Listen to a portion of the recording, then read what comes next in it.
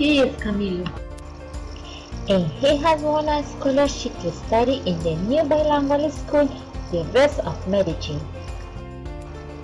which is located on the road to Las Palmas. He doesn't have many economic resources, but his intellectual ability, discipline, and good behavior led him to be one of those chosen to receive this scholarship.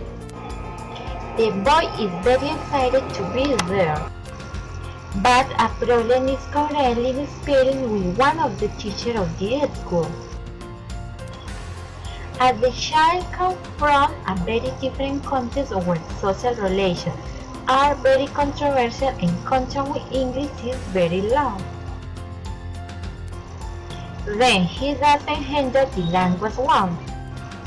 So the teacher is very energetic and she is not willing to modify or change her class or ways of teaching for this child. And since that rather he is the one who must adapt to her curricular model. So she goes to the principal and makes it clear that she will not change her strategies and methods used for a child in the classroom. The director is really concerned about the reaction of this teacher for this denial or change and the discrimination that somehow present against this study. So the director has a long meeting with her and tells her that depending on the area involved is the acquisition of a second language by study and being used while chairs should take into account that according to some theory as Vygotsky talks about how important is the sociocultural context including sport for the cognitive development of children, so you are the first to provide a good environment and appropriate way to reach it and make your learning process easier. An error-modest approach tells us that the acquisition of a language is a conscious process and doesn't require so much grammatical rules or tedious exercise, but rather the contact with the language is a positive one and thus the angle acquired unconsciously. Moreover, even when the child makes mistakes, this is no longer an act of discrimination, but those mistakes will have this learning process taken into account that, according to Krashen, errors promote progress and improvement in learning.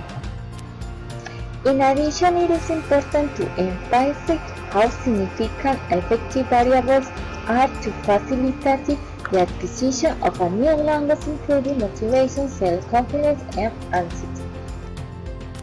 And returning to Krashen again, he says that a student with high motivation, self-confidence, a good self-image, and a low level of anxiety are very equipped for the success of second language acquisition.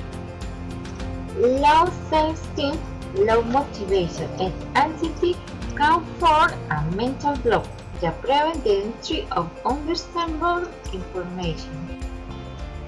So it is in their hands to continue to make the student a good and better student expert, to make their class the best, and to be a good teacher training to face the challenges that they today face in our society.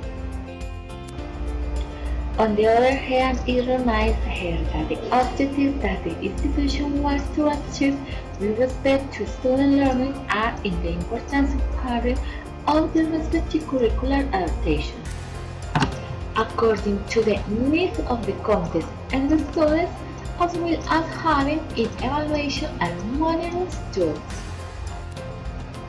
In this way, the teacher remains reflective and when how with everything her director has said, and thinking about the task group. Wonderful and such responsibility that she has in her hands, the engaged investigator who look to find strategies and new methodologies that encourage my students to become part of their school.